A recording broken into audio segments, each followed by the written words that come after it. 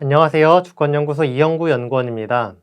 이번 주 아침 햇살은 한미 정상회담 전후 미국 태도에서 주목되는 점 첫 번째입니다. 내용이 많아서 다음 주에 2편으로 이어질 예정입니다. 이번 주 주제는 5월 21일에 한미 정상회담이 열렸죠. 이거에 대해서 좀 살펴보려고 하는데요. 문재인 정부와 민주당은 한미 정상회담이 성공적이었다고 평가를 합니다. 그 이유로 미국이 문재인 대통령을 잘 대접했고 한국 군인에게 백신을 제공하기로 했고, 또 한국이 개발할 수 있는 미사일 사거리와 탄두 중량을 제한을 했던 미사일 지침을 종료하기로 했습니다. 그래서 이런 점들이 성과였다라고 이야기를 합니다. 한미 정상회담의 성공이냐 실패냐 이런 거를 주로 이야기할 건 아닌데요. 앞서서 말한 것처럼 미국의 태도가 이번 아침 햇살의 주제긴 한데, 한미 정상회담 자체가 성공이냐 실패냐 했을 때 성공이라고 보기에는 무리가 있지 않나 이런 생각이 듭니다. 한미 정상회담에서 우리가 지금 해야 할 게 뭘까요? 미국에 잘 보여서 미사일 지침을 종료하는 게 우리가 해야 될 중요한 일인가요? 미사일 지침 종료를 보면은 이게 왜 중요합니까? 자주, 자결 이런 것 때문에 중요한 거지 않습니까? 우리나라가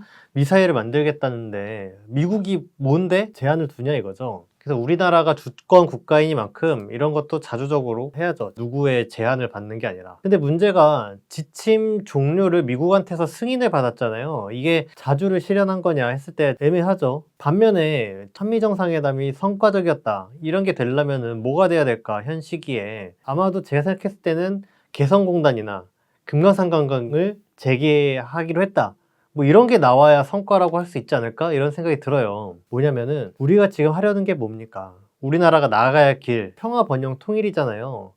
근데 그 길을 막는 게 뭡니까? 미국이잖아요. 그리고 미국의 대북 적대 정책입니다. 이걸 끝내야 평화도 자주도 실현할 수 있는 거죠. 대북 적대 정책을 내버려 두고 미국이 우리나라의 자주를 가로막는 이런 정책들을 내버려 두고 미사일 지침 종료만 얻어내오면은 결과적으로 어떤 뜻이 됩니까? 한국이 나서서 더 큰 권한과 능력을 가지고 북한과의 대결을 수행하겠다라는 뜻밖에 안 되잖아요. 그러니까 북한이 반발하는 거죠.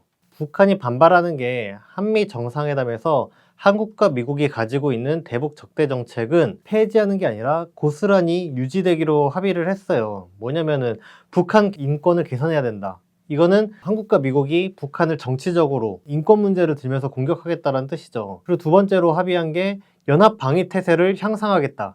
이건 한국과 미국이 한미연합 군사훈련 같은 거를 계속 앞으로도 하겠다. 이 한미연합 군사훈련은 북한을 상대로 한 군사 행동인 거죠. 세 번째로 유엔 안보리 결의를 이행하겠다라고 했어요. 이거는 대북 제재를 앞으로도 하겠다라는 거잖아요. 그러니까 대북 적대 정책은 계속 하겠다는 건 거예요. 그러니까 미사일 지침 종료 이런 것도 북한과의 대결 정책을 수행하는 과정 일환으로 북한으로서는 받아들일 수밖에 없겠죠. 그런 점에서 한미 정상회담이 만약에 성공했다라고 하려면은 어떤 결과가 나왔어야 했냐. 평화 번영을 실현하기 위해서 한국과 미국이 대북 적대 정책을 철회하는 방향으로 나아가기로 했다. 이런 게 나왔어야 되는 거죠. 그러면 구체적으로는 북한과의 관계를 개선하자. 종전선언이나 평화협정 체결을 추진하자. 북한과 경제협력, 사회문화 교류를 해나가자. 이런 내용이 담겨야 했던 거죠. 그래야 평화 번영으로 갈 수가 있죠. 그런데 이런 내용은 없고 대북 적대 정책을 고수한다는 내용밖에 없기 때문에 한미 정상회담이 과연 성과냐, 이 한미 정상회담으로 앞으로 남북관계, 북미관계가 개선될 수 있겠냐라고 봤을 때 그렇지 않다는 겁니다. 오히려 좋아지기는커녕 악화되겠죠. 그래서 올해 8월 한미연합 군사훈련이 예정되어 있는 8월이 정말 걱정이 되는 상황입니다. 한편으로 우리가 이번에 주목하려고 하는 거는 뭐냐면은 한미 정상회담에서 중요한 시사점을 찾을 수 있었다는 거예요. 그 시사점이 뭐냐면 미 제국주의가 붕괴, 몰락하고 있다는 것입니다. 이게 이번 아침 햇살 주제입니다. 이걸 어디서 볼 수 있었냐? 첫 번째로 북한에 대한 저자세에서 볼 수 있다라는 거예요. 어디서 저자세가 나왔냐면은 북한 비핵화를 한반도 비핵화라고 표현한 데서 찾아볼 수가 있습니다. 한미 공동성명에는 미국의 대표적인 대북 적대 정책이라고 할 수 있는 CVID, 완전하고 C. 검증 가능하며 V. 불가역적인 I. 비핵화 D. CVID인데 이 완전하고 검증 가능하며 불가역적인 비핵화라는 표현이 나오지 않았어요. 사실 미국에서는 한미 정상회담 전에 상원에서는 상원대로 하원에서는 하원대로 의원들이 한미동맹 기념 결의안이라는 것을 발표를 해가지고 CVID를 해야 한다고 주장을 했습니다. 그런데 정작 한미 공동성명에는 CVID가 빠진 거죠. 대신 완전한 비핵화라는 표현이 들어갔어요. 그리고 또 한미 공동성명에는 북한 비핵화라는 표현이 빠지고 대신 한반도 비핵화라는 단어가 쓰였습니다. 북한 비핵화는 북한의 핵포기를 일방적으로 강요하는 표현이에요. 근데 한반도 비핵화는 뭡니까?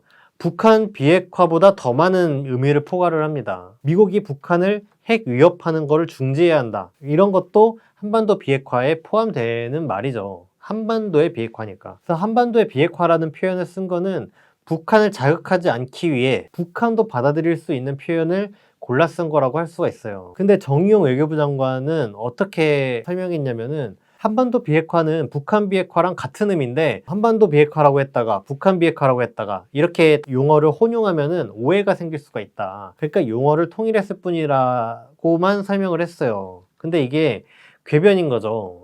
왜냐면 한반도 비핵화는 북한 비핵화보다 더 포괄적인 의미입니다. 더 넓은 의미죠. 이런 넓은 의미, 포괄적인 표현은 생각 차이가 있는 경우에 씁니다. 예를 들면 북한과 미국이 북미 공동성명에서 한반도 비핵화라는 말을 썼어요. 근데 이 한반도 비핵화에 대해서 북한과 미국이 똑같이 생각하는 건 아닙니다. 어떤 일이 있었냐면은 트럼프가 2차 북미 정상회담에서 북한에 어떤 제안을 했냐면은 핵무기와 핵물질을 미국에 넘겨라. 그리고 북한의 핵 프로그램을 신고하고 사찰을 해라. 그리고 북한에 있는 모든 핵 인프라를 제거하고 핵 과학자나 기술자가 상업 활동을 하지 않도록 제한을 해라. 이렇게 요구를 했어요. 이게 뭐냐면은 미국은 한반도 비핵화를 이렇게 생각한다는 건 거죠. 반면에 북한은 한반도 비핵화를 어떻게 생각합니까? 미국의 핵 위협을 없애야 하는 거라고 주장을 해요. 그러니까 생각이 다른 거죠. 그래서 이 생각이 다를 때 북한은 미국의 핵 위협을 제거해라 라는 표현을 고집을 하고 미국은 북한 비핵화라고 해야 된다 이렇게 표현을 고집을 했다면 북한과 미국이 정상회담을 했을 때 어떤 합의도 이루지 못했겠죠. 근데 한반도 비핵화라는 북한과 미국이 둘 다 동의할 수 있는 단어를 쓰니까 합의에 이를 수 있었던 거예요. 그래서 한반도 비핵화라든가 이런 포괄적인 표현은 생각 차이가 있는데 합의를 도출해내기 위해서 사용하는 방식입니다. 그러니까 이 한반도 비핵화는 북한과 미국이라는 생각이 다른 나라 사이에서 일어난 일이에요. 근데 한미 관계는 다르지 않습니까? 한국도 북한 비핵화를 해야 된다라고 주장을 하고 있는 상태예요.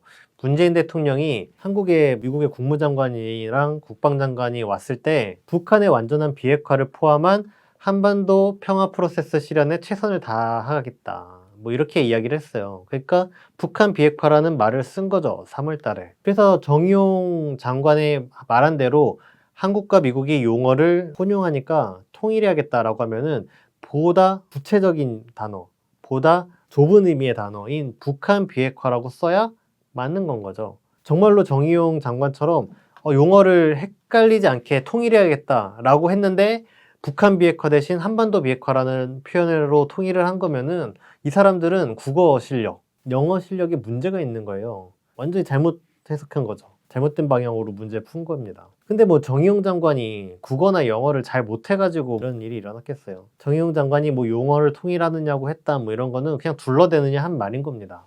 그러면 한반도 비핵화라는 표현을 쓴 진짜 이유가 뭐냐? 북한 비핵화라고 하면은 북한이 반발할까봐 차마 그 단어를 쓰지 못한 거죠. 그래서 이 북한 비핵화라는 말을 쓰지 않고 한반도 비핵화라는 표현을 쓴 거는 북한의 눈치를 본 미국의 저자세 때문에 나타난 겁니다. 또 미국의 저자세가 어디서 나타나냐면 북한에 계속 만나달라고 간청하는 데서 드러나죠. 북한이 대놓고 무시하고 있거든요. 그런데 미국은 계속 간청하다시피 하고 있습니다. 미국이 크게 알려진 것만 해도 3차례나 대화 제의를 했어요. 올해 초에 바이든 정부가 출범하고서 북한에 만나달라고 했는데 그때 최선희 북한 외무성 제1부상이 이렇게 이야기를 한 거죠. 간단히 말하면 미국의 노름에 응해줄 생각 없다.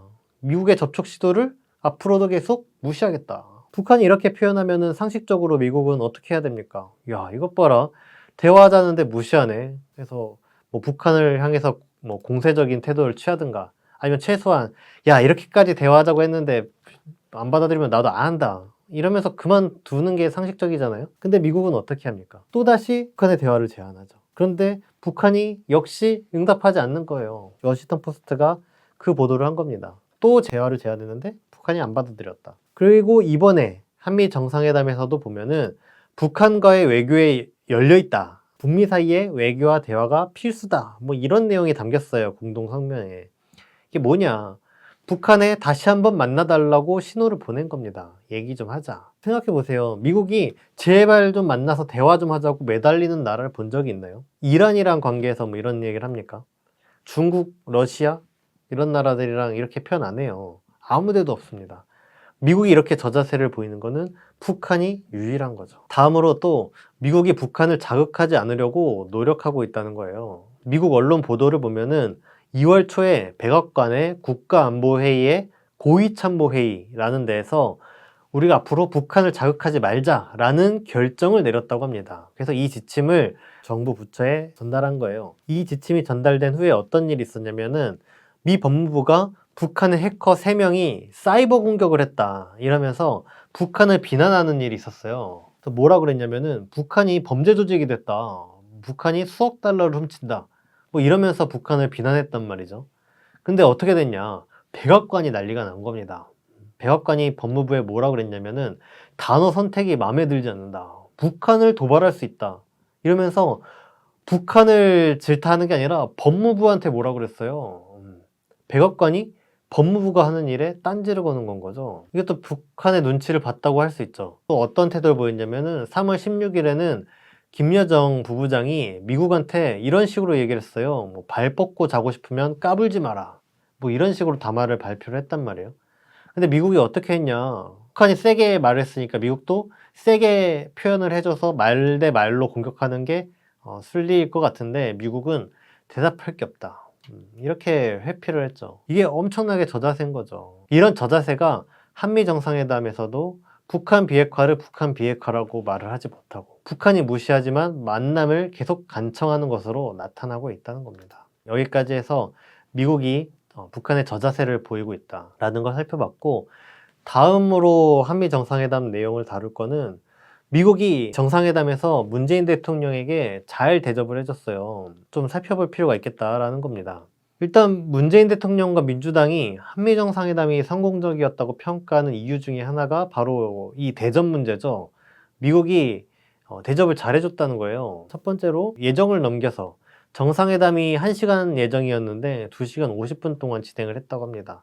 그리고 문재인 대통령과 바이든 대통령이 단독 회담을 했는데 이때 오찬도 같이 했어요. 근데 미국이 정상회담에서 오찬을 하면은 흔히 미국을 상징하는 햄버거를 내옵니다. 근데 이 햄버거가 아니라 문재인 대통령에게는 크랩 케이크라는 음식을 대접을 한 거예요. 이게 문재인 대통령의 식성을 고려한 거라고 합니다. 그래서 이런 것을 봐도 미국이 문재인 대통령을 잘 대접했다는 건데 이게 일본이랑 좀 비교가 돼요. 이게 미일 정상회담 사진인데 이것만 봐도 훨씬 멀찍이 있죠. 그리고 사진을 보면은 보이시는지 모르겠지만은 바이든 대통령이 하얀색 마스크랑 검은색 마스크 이렇게 2장을 끼고 있습니다. 스가 일본 총리랑 만나가지고 식사를 하는데 마스크를 2장 써야 될 정도로 걱정된다 이런 거죠. 사실 상대방으로서 기분이 나쁠 수 있지 않습니까? 그리고 스가 일본 총리에게는 햄버거를 대접을 했는데 사진만 봐도 상당히 큰 햄버거죠.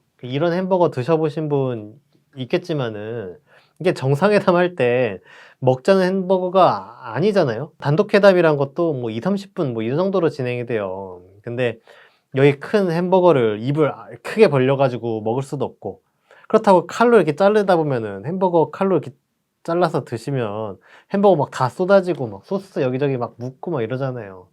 그러면 이걸 또 먹으려고 마스크 벗어서 이제 입을 크게 벌리고 우물우물 먹고 있어야 되겠는데 2, 30분밖에 없는 저 귀한 시간에 어떻게 저걸 먹고 있겠어요. 사실 먹지 말자는 거죠. 근데 한미 정상회담은 크랩 케이크가 나와서 훨씬 낫죠. 사실은 사진만 봐도 가까이 있고 마스크를 안 쓴 데서 신뢰감도 묻어나고 그렇죠. 그리고 또 하나는 뭐냐면은 바이든 대통령이 제안을 해서 문재인 대통령과 같이 사진 찍기도 했어요. 그래서 문재인 대통령이 최고의 순간, 최고의 회담이다 이러면서 기분 좋아하더라고요. 바이든 대통령의 이런 태도가 트럼프 때랑도 비교가 좀 돼요. 트럼프는 문재인 대통령을 그다지 존중하지 않았죠. 어떤 일이 있었냐면은 2019년 정상회담 때는 단독회담 시간에 기자회견을 열어서 질의응답 시간을 트럼프가 독단적으로 막 가져버렸어요. 이 질의응답이 길어지다 보니까 단독회담 시간을 다 쓴 거예요. 그래서 단독회담을 못하고 확대회담으로 넘어가 버렸습니다. 근데 이것도 이상한 게 기자들이 이 단독회담 시간에 어떤 질문을 했냐면은 골프대회에서 누가 우승할 것 같습니까? 뭐 이런 질문을 트럼프에게 한 거예요. 아니 한미 정상회담 기자회견인데 그런 질문을 하는 기자가 어디 있습니까? 그리고 기자가 그런 걸 질문했더라고 하더라도 그걸 누가 답변해주고 있어요. 엄청나게 무례잖아요. 그러니까 이런 일이 일어났다는 거는 어떻게 보이냐. 사전에 사실은 기획한 거 아니냐라는 의심이 나올 만한 거죠. 2018년에도 어떤 일이 있었냐면은 트럼프가 단독회담 전에 또 기자회견을 가졌는데 문재인 대통령이 무슨 이야기를 했어요. 그러니까 통역을 해주려고 막 하잖아요. 통역하려고 하니까 트럼프가 뭐라 그랬냐면 통역 필요 없다. 뭐 이미 들어봤던 내용 아니겠냐 이러면서 통역하지 말게 막았어요. 그러니까 상당히 무례하게 대한 거죠. 이런 거랑 비교하면 어떻습니까? 바이든이 잘 대접해줬다고 볼 수 있죠. 그러면 바이든이 왜 문재인 대통령을 일본보다도 그리고 과거에 트럼프 때보다도 더 잘 대접했을까? 이 점을 좀 살펴봐야 된다. 어떤 사람들은 바이든이 문재인 대통령을 잘 대접한 이유가 이번에 한국이 미국한테 44조 원을 투자하기로 했거든요. 이것 때문이다. 돈을 주니까 잘 대해준 거다. 라고 분석을 합니다. 물론 이제 그럴 수도 있겠죠. 근데 저는 이런 분석이 나오는 걸 보면서 이런 분석이 나오는 것 자체가 참 의미심장하다 이런 생각이 들었어요. 왜냐면 사람들이 미국을 그래야 되는 나라로 생각하는 거예요. 뭐 한국이 미국한테 투자하기로 했다 하면은 미국이 아이고 감사합니다 이러면서 잘 대접해 드릴게요. 이래야 하는 처지다 라고 생각하는 거 아닙니까? 그러니까 이런 분석이 나오는 거죠. 이런 분석이 나오는 거 보니까 미국이 그만큼 궁색한 처지다 라고 생각하는 게 바탕에 깔려 있는 거예요. 예전에는 미국이 세계 추강 대국이고 부자나라고 해서 마셜 플랜이니 뭐 이러면서 한국을 원조해주고 막 이런 이야기를 했던 나라인데 이제는 다른 나라에게 투자를 받으면은 저자세를 보이고 잘 대접하는 그런 궁색한 처지가 되었구나. 하지만 우리가 많은 돈을 투자했다는 게 문재인 대통령이 이번에 잘 대접받은 주요 요인이라고 보긴 어렵습니다. 왜냐면 2017년에도 5년 동안 한국이 미국에게 약 40조 원을 투자하기로 한 바가 있대요. 그러니까 이번에 투자하기로 한 게 이번만에 특별한 일이라고 할 수는 없는 건 거죠. 그러면은 바이든 정부가 왜 문재인 대통령을 잘 대접했냐? 그 이유로 첫 번째로 말씀드릴 게 바로 이겁니다. 바이든 대통령이 문재인 대통령에게 어떤 기대를 걸었다라는 겁니다. 이게 무슨 소리냐면은 우리가 앞서서 미국이 북한에 저자세를 보이고 있다라는 얘기를 했잖아요. 이거랑 연관이 있을 것 같다는 거예요. 지금 미국은 북한 때문에 엄청나게 초조해합니다. 그래서 어떤 얘기를 할 정도냐면은 미국의 국방장관이 이런 얘기를 해요. 북한이 탄도미사일 역량을 계속 강화하고 있는데 북한은 미국을 공격하려는 야욕이 있다. 그래서 미국이 중국한테도 대응을 해야 되는 상황이지만은 우리가 북한에 집중해야 한다. 이렇게 얘기를 하는 거예요. 그리고 미국의 공군 장관 지명자는 북한이 전파 공격을 할 수 있다. 그래서 우리의 우주안보가 위협을 받는다. 이런 얘기를 합니다. 이게 좀 이상하지 않아요? 우리로서는? 야, 미국이 왜 이렇게까지 걱정하지? 이해가 안 되지 않나요? 한국은 북한과 국경을 맞대고 있는데 미국만큼 걱정하진 않잖아요. 그걸 보고 뭐 우리가 안전 불감증이다 라고 이야기하는 사람도 있지만 그렇다고 북한이 미국을 막 핵 공격하겠다는 야욕이 있는 나라라고 보기는 어렵지 않습니까? 그렇게까지 생각되시나요? 그래서 이런 걸 보면은 어떤 걸 볼 수 있냐면은 미국이 피해망상이 있다. 피해망상 증세를 보인다. 이 피해망상이란 게 뭡니까? 이 사건 아세요? 귀 속의 도청장치 사건.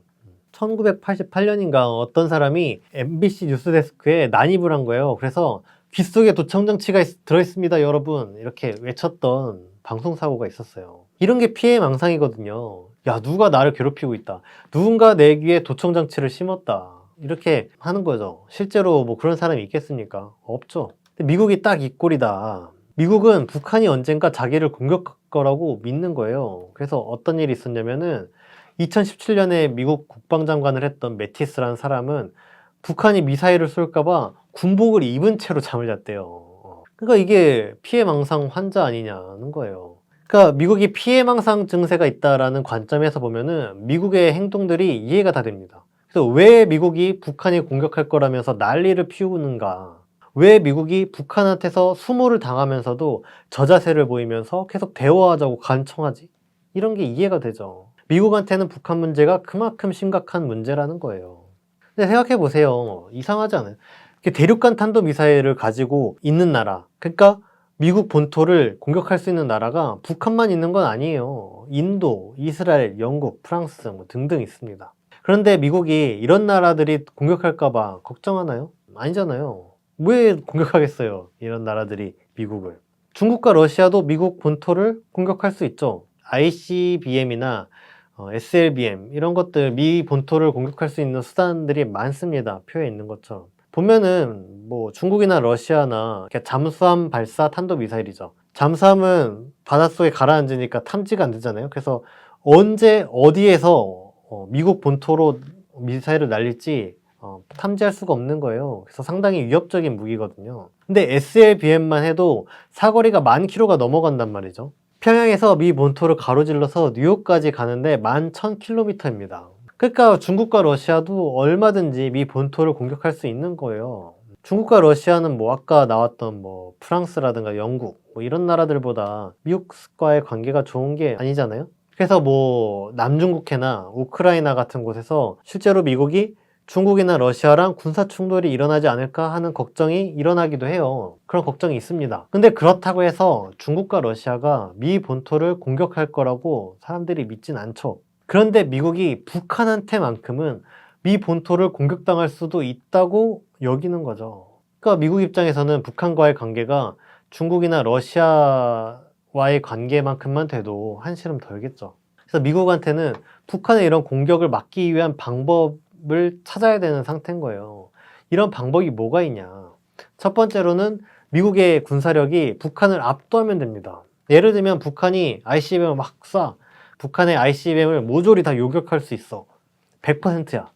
이러면은 걱정하지 않을 수도 있잖아요. 미리 요격하면 되니까. 그래서 북한이 뭐 ICBM이나 핵무기가 없었을 때는 미국 본토가 공격당할까봐 전전긍긍하지는 않았어요. 뭐 잠잘 때 군복 입고 자고 이럴 정도까지는 아니었단 말이죠. 그런데 지금 미국이 군복 입고 자고 뭐 이런 상황을 보면은 미국이 북한을 힘으로 제압할 수 있는 상황은 아니구나 라는 걸 알 수 있죠.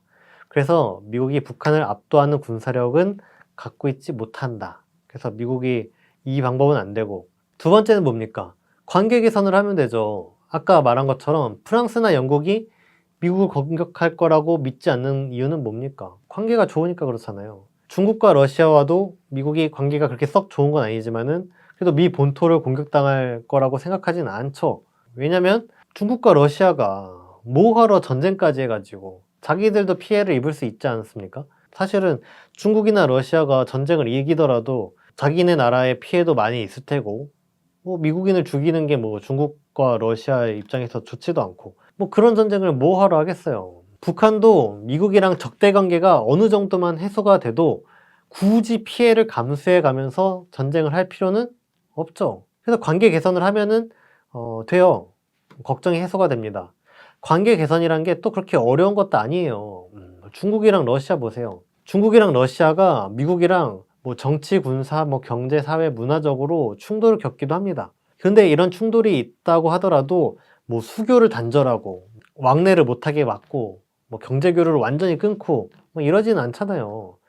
왕래도 하고 경제 교류도 하고 뭐 그렇습니다. 사이가 안 좋더라도. 북한이랑도 그 정도 사이만 돼도 미 본토가 공격당할까 봐 걱정하는 일은 사라지는 거예요. 그런데 미국이 유독 북한하고는 무조건 적대 정책을 펴니다. 한국전쟁도 아직 종식하지 않고 있고 북한과 미국은 왕래도 안 해요. 경제 교류도 안 합니다. 미국이 북한을 왜 이렇게까지 적대하는지 모르겠지만 미국이 이렇게까지 적대하니까 북한한텐 언제 공격당해도 이상하지 않은 사이가 된 거예요. 겁나죠. 미국 입장에서는. 자기가 북한한테 하는 게 있으니까 북한이 나를 공격해도 이상하지 않다고 여기는 거잖아요. 북한이 전쟁 끝내자, 평화협정 체결하자, 경제 교류하자 이렇게 주장해도 미국이 거부합니다. 그래서 예를 들면 학교에서 한 반에 힘이 센 사람이 둘이야. 그래서 이 둘이 죽자 살자 누가 더 우위인지 누가 더 센지 뭐 겨뤄보자 해가지고 싸울 수도 있지만은 야 우리 서로 건들지 말자 그냥 좋게 굳이 싸워가지고 서로 피 볼 필요 없이 그냥 잘 지내자 이럴 수도 있잖아요. 그럼 약간의 뭐 긴장감은 있을 수도 있지만은 굳이 뭐 피 보지 않아도 된단 말이죠. 근데 어느 한쪽이 자꾸 어느 다른 쪽을 괴롭히려고 들면은 어떻게 되겠습니까? 피해 당하는 입장에서는 아주 화가 나겠죠. 이런 거랑 비슷하게 북한이 지금은 미국을 증오하게 된 거예요. 무슨 말이냐면 2019년에 6월에 판문점에서 북미 회동을 한 적이 있습니다. 김정은 위원장이 트럼프 대통령을 만났는데 그때 이렇게 이야기를 했대요. 미국이 우리에게 강요해온 고통이 미국을 반대하는 증오로 변했으며 우리는 그 증오를 가지고 우리 식대로 살아가겠다. 그러다 보니까 북한이 자꾸 이런 얘기를 하는 거죠. 최대 주적인 미국을 굴복시키겠다. 미국을 제압하겠다. 압도적인 군사력을 키워나가겠다. 이런 상황을 누가 만들었냐? 미국이 자초했다는 거죠. 그 결과로 미국이 북한에 공격당할까봐 밤잠 설치는 상황이 지금 된 겁니다. 그래서 맨 처음에 얘기한 것처럼 이번에 한미 정상회담 결과를 봐도 미국이 대북 적대 정책을 철회하지 않고 유지하려고 하고 있습니다.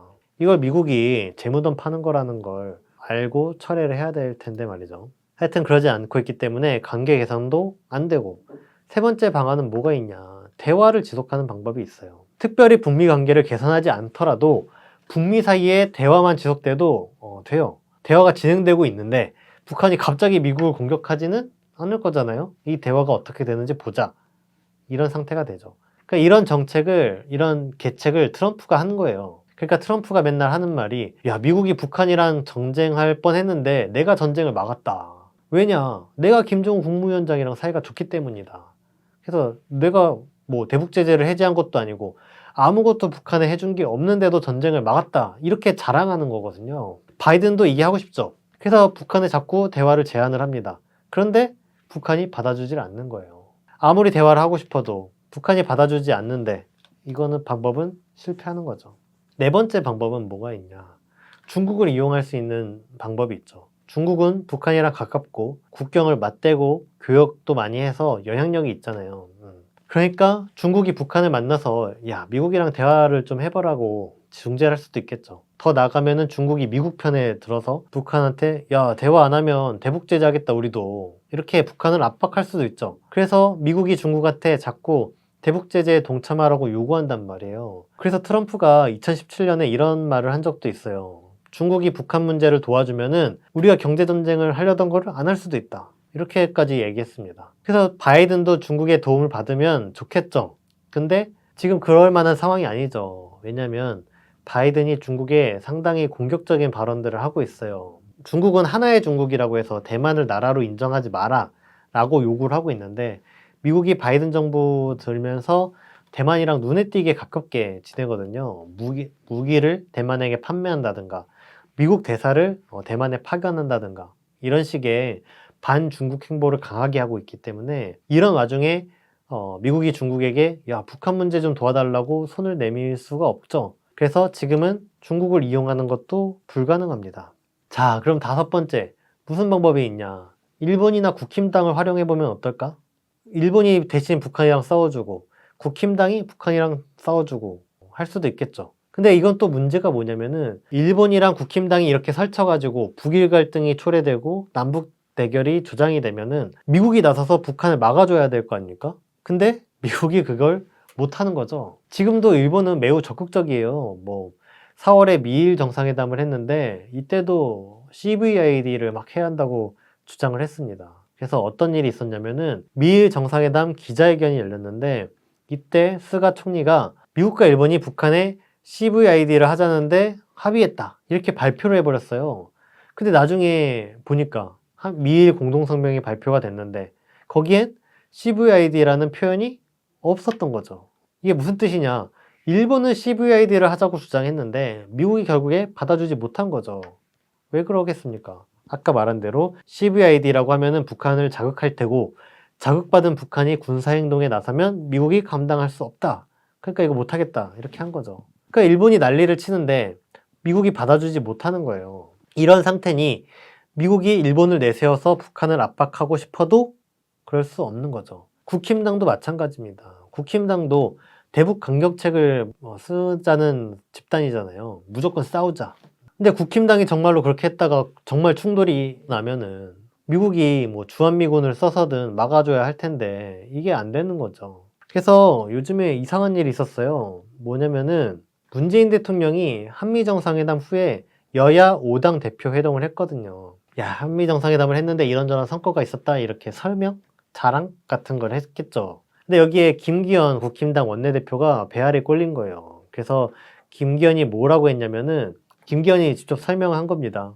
문재인 대통령이 티타임 때 미국이 굉장히 예우를 잘해주더라 뭐 이렇게 이야기를 하길래 바이든이 원래 상대방 띄워놓고 뒤로 빼간다 이렇게 얘기했다는 거예요. 이게 무슨 말입니까? 이게 바이든이 앞뒤가 다른 사람이다. 앞에서는 상대방을 띄워주지만 뒤에는 속셈은 그렇지 않다 이런 얘기를 한 거잖아요. 비하를 한 거죠. 그러니까 이걸 듣다가 문재인 대통령이 야, 미국 대통령 욕인데 이거? 이렇게 해도 되나? 싶은 거죠. 그러니까 야, 그만해 이렇게 김기현 원내대표의 팔을 툭툭 친 겁니다. 제지를 하려고. 그러니까 김기현 원내대표는 그런 문재인 대통령의 행동이 야, 쳤어? 야, 이런 식으로 된 거죠. 표현을 뭐 이렇게 했다는 건 아니지만 이게 치네? 이런 식으로 반응을 한 거예요. 그래서 해프닝이 있었던 거죠. 근데 아까도 말했지만 여기서 주목할 건 문재인 대통령이 팔을 툭툭 쳤니 이게 아니라 김기현이 미국을 비판했다는 게 특이한 일이라는 거예요. 국힘당이 뭡니까? 우리나라에서 제일 가는 친미 사대주의 세력이잖아요. 공개적인 자리에서 미국을 비난한다? 이게 있을 수 없는 일이죠, 사실은. 그래서 대체 왜 국힘당이 바이든을 비난했을까? 뭐 정확한지는 모르겠지만 추측이 가는 건 있죠. 뭐냐? 얼마 전에 황교안이 미국을 갔지 않습니까? 이거랑 연관이 있는 거 아닌가 싶어요. 뭐냐면 황교안이 왜 미국에 갔겠냐 생각해 봤을 때 한미 정상회담에서 CVID를 주장해 달라거나 뭐 그런 비슷한 대북 적대 정책, 예를 들면 대북 전단 금지법을 뭐 폐지해야 된다 뭐 이런 이야기를 좀 해달라 뭐 이런 요구를 했던 거 아니냐 싶어요. 이게 과거에 나경원이 미국 갔을 때 종전선언 이런 거 하지 말아달라고 부탁한 적이 있잖아요. 그거랑 비슷한 짓을 한 게 아니냐 싶은 건 거죠. 미국이 앞에서는 알겠다고 한 것 같아요. 그런데 막상 한미정상회담을 했는데 그런 내용은 싹 빠진 거죠. 그러니까 국힘당은 야, 바이든한테 뒤통수 맞았네? 이렇게 된 거죠. 그러니까 김기현이 기분이 안 좋고 미국에 뒤통수를 맞았으니까. 그래서 그런 발언이 나온 거 아닌가 싶어요. 바이든이 원래 상대방을 띄워놓고 뒤로 빼간다. 왜? 자기가 뒤통수 맞았으니까 그런 거 아니냐. 이런 걸 봐도 결국 미국은 국힘당이 하고 싶은 대로 하도록 내버려둘 수가 없구나. 왜? 미국이 감당을 못하니까. 미국이 그래서 북한을 상대로 CVID니 뭐 돌이킬 수 없는 핵폐기를 해야 된다느니 뭐 이런 표현을 많이 했는데 미국이야말로 북한이랑 대놓고 싸울 수 없는 돌이킬 수 없는 불가역적인 상황에 놓인 게 아닌가 싶습니다. 그러면 바이든에게 남아있는 마지막 방법이 뭐냐? 그게 6번째 방안, 바로 문재인 대통령을 내세우는 방안 밖에 남은 선택지가 없다. 북한은 미국을 만나주지 않죠. 이런 상황에서 미국이 문재인 대통령을 내세워서 북한과의 대화를 재개해 보려고 하는 거 아니냐는 거예요. 문재인 대통령에게 야, 북한 좀 만나봐라. 대화를 좀 잘해가지고 북미 대화도 연결해주고 북한이 미사일을 쏘지 않도록 좀 잘 얘기 좀 해달라. 이렇게 문재인 대통령을 내세워주는 거죠. 문재인 대통령에게 역할을 주는 건 거죠. 그거밖에 미국이 기대할 수 있는 방안이 남은 게 없기 때문에. 사실 문재인 대통령도 지금 남북 대화를 재개하지 못하고 있어서 문재인 대통령을 내세우면은 북미 대화가 열릴 거야 라고 확신할 수 있는 상태는 아니긴 해요. 그래서 문재인 대통령이 해낼 수 있을지는 모르겠지만은 그 달리 방법이 없으니까 뭐 중국한테 부탁할 수도 없잖아요. 아까 이야기한 것처럼. 그러니까 문재인 대통령을 잘 대접한 거죠. 잘 좀 해달라고.